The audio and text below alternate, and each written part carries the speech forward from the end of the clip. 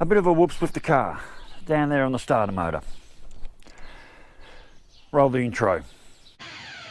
Hi, Hippy Trev here, and welcome to my channel.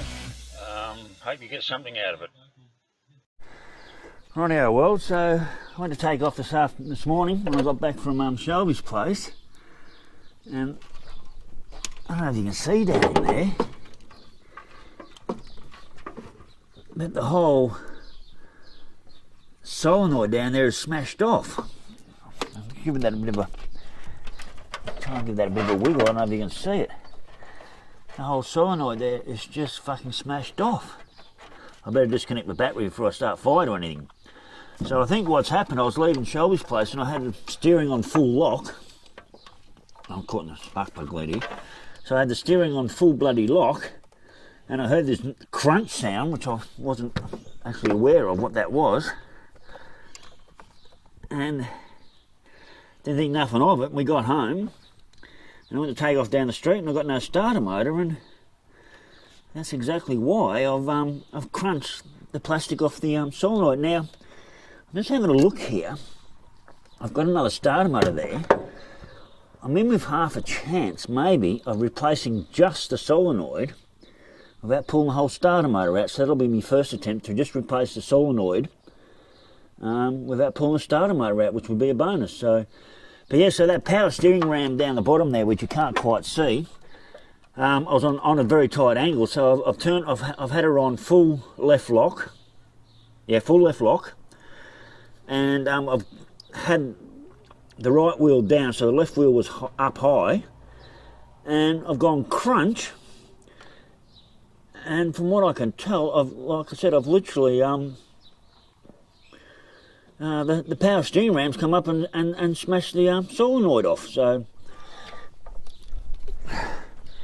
anyway, the first thing I really need to do is just disconnect that battery. I don't want that shorting out or anything. So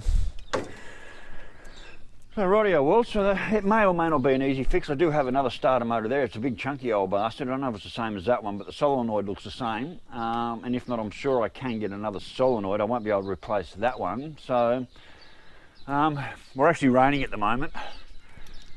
It is Valentine's Day. Shelby's here, and I'm sure she doesn't want to spend Valentine's Day with me yelling and screaming underneath the car. So we might just put that to one side. Hopefully it's going to clear up a bit later. And we might do, is just get the old bike out and go for a ride. Because a ride right now will be a lot better than crawling under the car and cursing and swearing. So, and I really do think I can actually change that solenoid over without having to,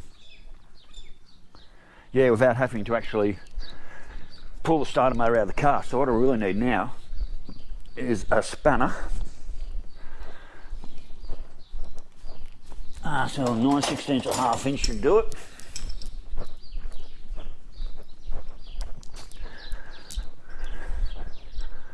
And what we'll do is we'll just disconnect this battery.